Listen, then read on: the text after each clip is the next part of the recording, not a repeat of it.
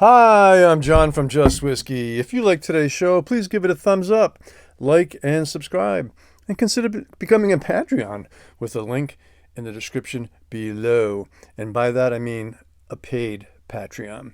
And thanks to the newest Patreon that I have is William Hines. Thanks, William, for becoming a new member of my Patreon. And just a little mini rant. For some reason on my Patreon page, I don't know if it's common with everybody's, but mine has a free button. I don't know why it's there, how it got there. I've tried to disable it and I haven't been able to figure out how. So all I ask, if you want to support my channel and become a Patreon, even though it says there's a free pass on there, please consider, just if you want to be a Patreon, please consider a minimum of $1 a month. And I have 12 paid Patreons, and this is a labor of love, and it's really not fair to the few people that do support this channel that pay to have other people come in for free to get the same extra content that I put out there. I have over 60 sample reviews and other content on my Patreon. So I would appreciate that if you want to support the channel, $1 a month, and ignore the free button. I have no idea how or why that's there. Today we're going to be talking about and reviewing the Glenglassaugh, voted whiskey #1 whiskey of the year by Whiskey Advocate, which is the main reason why I dismissed it and was reluctant to even buy a bottle. But I've been hearing glowing reviews from everybody, and I recently went to a tasting where Rachel Barrie hosted, and we'll get into a little bit of that because I did ask her a couple of questions about chill filtration and that famous or infamous age chart, okay, that says that the 2019 18-year-old is actually 24-year-old juice.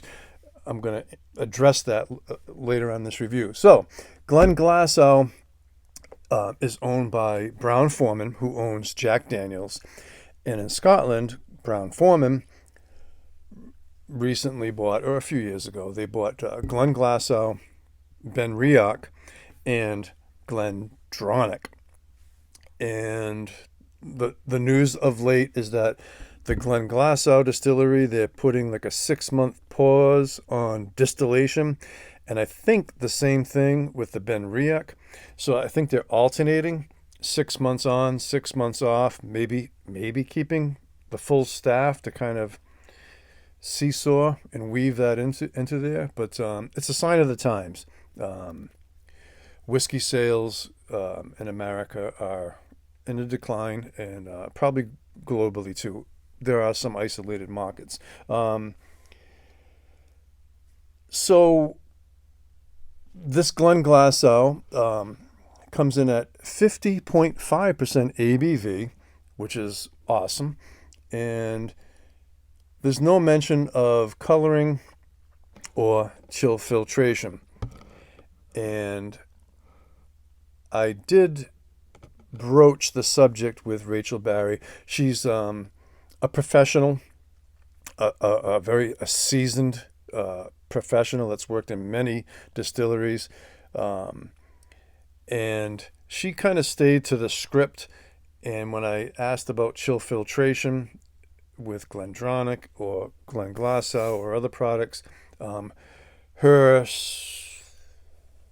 scripted answer was more of a question, but it was more of an answer. She said that there's no official definition of chill filtration. So that's her reason why it's not labeled on everything. Take that for what it is.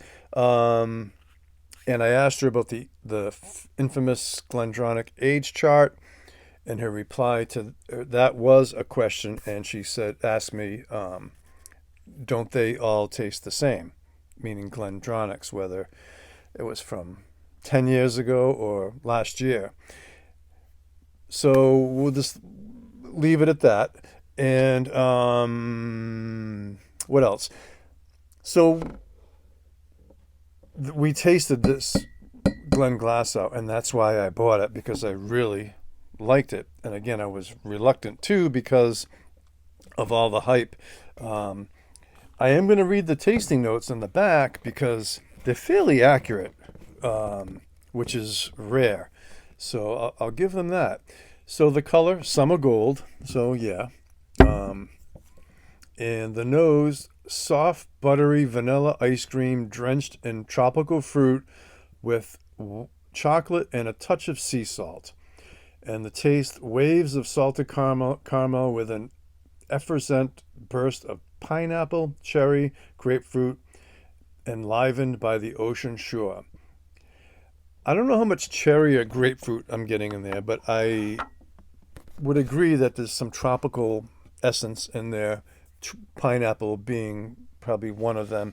And Glenglassaugh does definitely have a saltiness to it, a brininess to it, and everything is aged right by the ocean, right by the sea, in dunnage warehouses. So I guess it's very, very close to the Glenglassaugh beach, which is where they got the name from. So there's definitely a saltiness. I wouldn't say a brininess, more of a saltiness to it. It retails in my area anywhere between $65 to $75. It is non-age stated. I did ask Rachel Barry roughly what the age is in here, and I believe, if memory serves me, I believe she said it's anywhere between 6 and 8 years. So I took that to mean it could be 5 to 7 years, maybe 8, maybe there's some 9-year-old, but it's a kind of a, not a triple maturation, but like a triple blend. And it's a combination, it's matured in Exbourbon, sherry, and Manzanilla casks.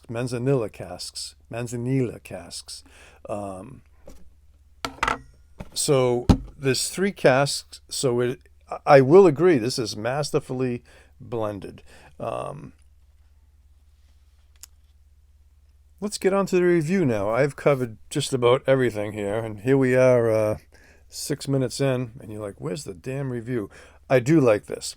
It's going to be a good review. Oh yeah, and over here to my left, you're right, is a version of Mini Me. My daughter made this for me, and I got a kick out of it, so I figured I'd put it on here. All right, so everything, I agree with most of the tasting notes on here. In addition to that, I'm getting some sandalwood, vanilla cream, definitely some caramel, a little bit of floral, and a lot of butterscotch. It's a very inviting nose, and I think it's perfect ABV. It's a very strong nose in a good way, very aromatic.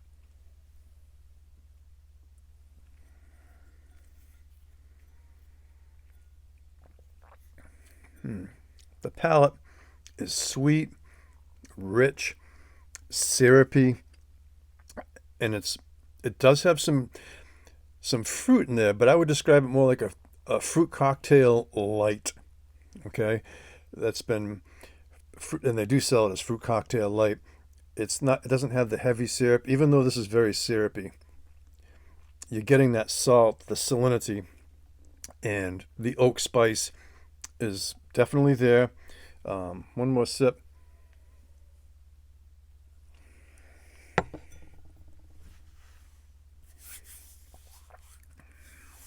Very tasty.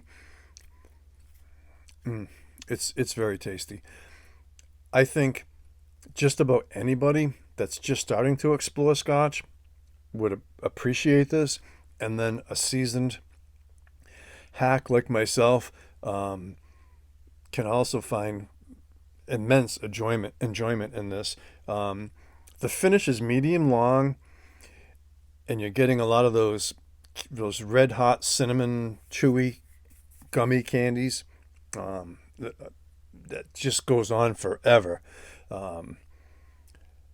I think this is really, really well done. Score wise, it's a solid 7 out of 10 all day long. Probably, I don't give half scores, but it's approaching an 8, but 7.5, right? Yeah, we'll stick with 7.5, bordering on 8, but I'm not going to give it an 8. But yeah, it's really nice.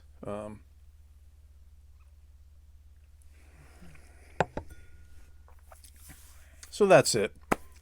Yeah, it's sweet, syrupy, fruity. Again, fruit cocktail light. Yeah, what more can you ask for? If you like today's show, thumbs up. Consider becoming a paid Patreon, please. Hats off to you all. Take care, folks.